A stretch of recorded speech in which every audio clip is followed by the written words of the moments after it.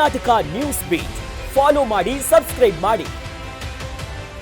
ಸರ್ಕಾರ ರಚನೆಯ ಬೆನ್ನಲ್ಲೇ ಸಭೆ ಕರೆದಿದ್ದಾರೆ ಸಿಎಂ ಡಿಕೆ ಶಿವಕುಮಾರ್. ಅಧಿಕಾರಕ್ಕೇರಿದ ಒಂದೇ ದಿನಕ್ಕೆ ಮೀಟಿಂಗ್. ಇಂದು ಡಿಕೆಶಿಯ ನೇತೃತ್ವದಲ್ಲಿ ಮಹತ್ವದ ಸಭೆ ನಡೆಯಲಿದೆ. ಸರ್ಕಾರ ರಚನೆಯ ಬೆನ್ನಲ್ಲೇ ಸಭೆ ಕರೆದ ಸಿಎಂ ಡಿಕೆ ಶಿವಕುಮಾರ್. ಅಧಿಕಾರಕ್ಕೇರಿದ ಒಂದೇ ದಿನಕ್ಕೆ ಮೀಟಿಂಗ್. ಇಂದು ಡಿಕೆ ಶಿವಕುಮಾರ್ ಅವರ ನೇತೃತ್ವದಲ್ಲಿ ಮಹತ್ವದ ಸಭೆ ನಡೆಯಲಿದೆ. ಅಪರ ಮುಖ್ಯ ಕಾರ್ಯದರ್ಶಿ, ಪ್ರಮುಖ ಕಾರ್ಯದರ್ಶಿಗಳು ಹಾಗೆ ಹೆಚ್ಚುವರಿ ಪೊಲೀಸ್ ಮಹಾನಿರ್ದೇಶಕರು, ಜಿಲ್ಲಾ ಉಸ್ತುವಾರಿ ಕಾರ್ಯದರ್ಶಿಗಳು, ಅಧಿಕಾರಿಗಳ ಜೊತೆ ಡಿಕೆ ಶಿವಕುಮಾರ್ ಸಭೆಯನ್ನು ನಡೆಸುತ್ತಿದ್ದಾರೆ. ಜಿಲ್ಲಾ ಉಸ್ತುವಾರಿ ಕಾರ್ಯದರ್ಶಿಗಳು ಕೂಡ ಈ ಸಭೆಯಲ್ಲಿ ಭಾಗಿಯಾಗ್ತಾ ಇದ್ದಾರೆ. ಎಲ್ಲಾ ಅಧಿಕಾರಿಗಳ ಜೊತೆಯಲ್ಲೂ ಕೂಡ ಡಿಕೆ ಶಿವಕುಮಾರ್ ಸಭೆಯನ್ನು ನಡೆಸ್ತಾ ಇದ್ದಾರೆ. ವಿಧಾನಸೌಧದಲ್ಲಿ ನಡೆಯಲಿರುವಂತಹ ಮೀಟಿಂಗ್ ಇದಾಗಿರುವಂಥದ್ದು. ಈ ಒಂದು ಸಭೆಯಲ್ಲಿ ಡಿಸಿಎಂ ಪರಮೇಶ್ವರ್ ಕೂಡ ಭಾಗಿಯಾಗ್ತಾ ಇದ್ದಾರೆ. ನೋಡಿ, ನಿನ್ನೆಯಷ್ಟೇ ಸರ್ಕಾರ ರಚನೆಯಾಗಿರುವಂಥದ್ದು.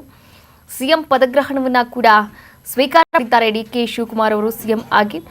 ಅಧಿಕಾರಕ್ಕೇರಿದ ಒಂದೇ ದಿನದಲ್ಲಿ ಒಂದು ಮಹತ್ವದ ಸಭೆಯನ್ನ ಕೂಡ ನಡೆಸ್ತಾ ಇರುವಂಥದ್ದು.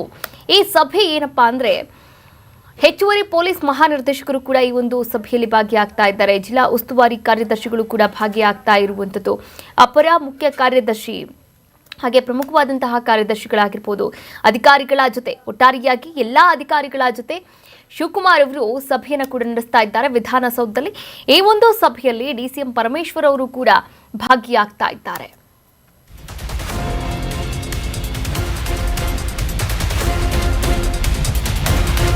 ಸಿಎಂ ಡಿಕೆಶಿ ನಿವಾಸಕ್ಕೆ ಸಚಿವರ ಆಗಮನ.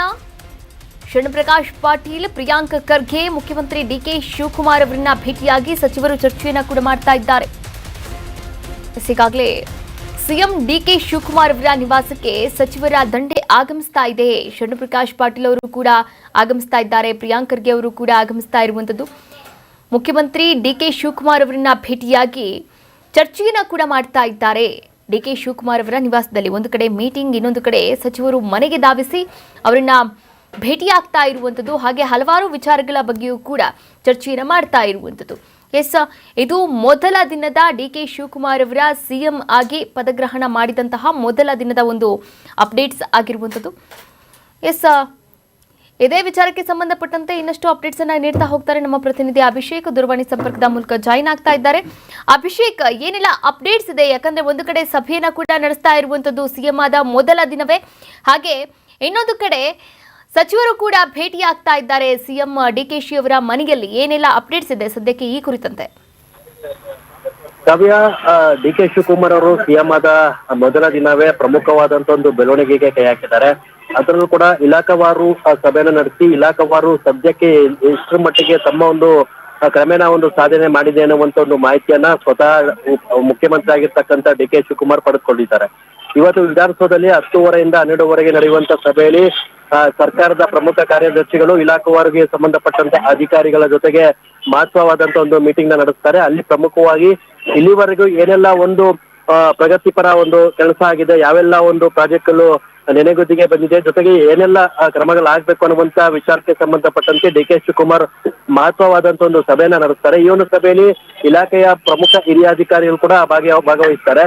ಇದ್ರ ಜೊತೆಗೆ ಡಿಕೆ ಶಿವಕುಮಾರ್ ಇರ್ತಕ್ಕಂಥ ನಿವಾಸಕ್ಕೆ ಈಗಾಗಲೇ ಸಚಿವರಾಗಿರ್ತಕ್ಕಂಥ ಶರಣಪ್ರಕಾಶ್ ಪಾಟೀಲ್ ಮತ್ತು ಪ್ರಿಯಾಂಕ್ ಖರ್ಗೆ ಭೇಟಿಯನ್ನ ಕೊಟ್ಟಿದ್ದಾರೆ.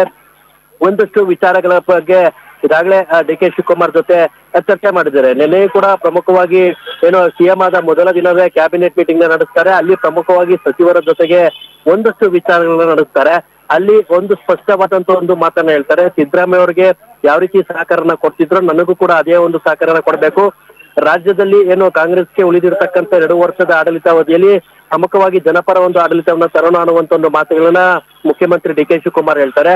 ಅಲ್ಲಿಂದ ಮುಂದುವರಿದ ಭಾಗವಾಗಿ ಇದೀಗ 2ನೇ ದಿನಕ್ಕೆ ಪ್ರಮುಖವಾಗಿ ಇಲಾಖಾವಾರು ಸಭೆನ ಕರೆದಿರುವಂತದ್ದು. ಒಂದಷ್ಟು ಪಾರದರ್ಶಕವಾದಂತ ಒಂದು ಆಡಳಿತನ ನಡೆಸೋದಕ್ಕೆ ಡಿಕೆ ಶಿವಕುಮಾರ್ ಕೈ ಹಾಕಿದ್ದಾರೆ. ಯಾಕಂತಂದ್ರೆ ಹಿಂದೆ ವಿಪಕ್ಷಗಳು ಟೀಕೆನ ಮಾಡ್ತಿದ್ರು, ಆಡಳಿತ ಯಂತ್ರ ಕುಸಿದಿದೆ, ಅಭಿವೃದ್ಧಿ ಪಥದತ್ತ ಸರ್ಕಾರ ಸಾಗ್ತಿಲ್ಲ, ಗ್ಯಾರಂಟಿ ಒಂದು ಹೊಂದಾಣಿಕೆ ಟ್ಯಾಲಿ ಆಗ್ತಿಲ್ಲ ಅನ್ನುವಂತ ಒಂದು ಗಂಭೀರವಾದಂತ ಒಂದು ಆರೋಪನ ಮಾಡಿದ್ರು.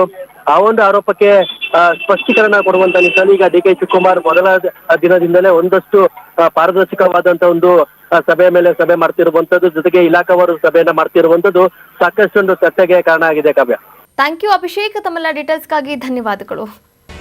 ಕರ್ನಾಟಕ ನ್ಯೂಸ್ ಬೀಟ್ ಫಾಲೋ ಮಾಡಿ, ಸಬ್ಸ್ಕ್ರೈಬ್ ಮಾಡಿ.